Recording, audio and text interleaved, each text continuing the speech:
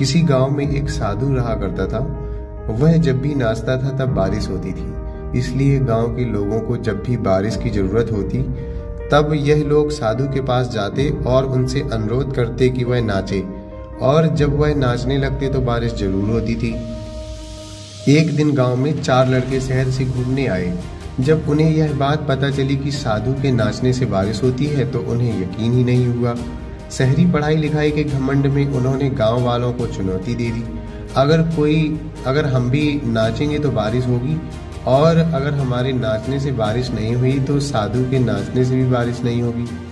अगले दिन सुबह सुबह गांव वाले उन 4 लड़कों को लेकर साधु के कुटिया के पास पहुंचे।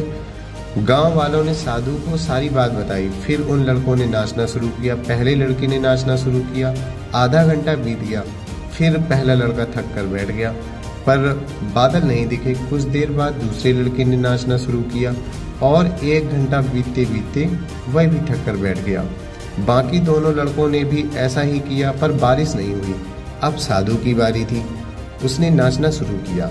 1 घंटा बीत गया पर बारिश नहीं हुई। साधु फिर भी नहीं रुका, वह नाचता ही रहा।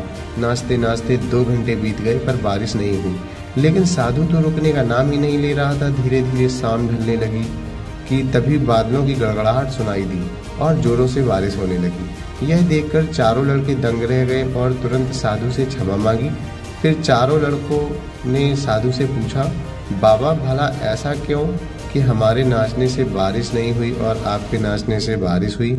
साधु ने उत्तर दिया, जब मैं नाचता हूँ तो 2 बातों का ध्यान रखता हूँ। पहली बात तो यह कि मैं यह सोचता हूँ कि अगर मैं नाचूंगा तो बारिश को होना ही पड़ेगा, और दूसरी यह कि मैं तब तक नाचूंगा जब तक कि बारिश ना हो जाए।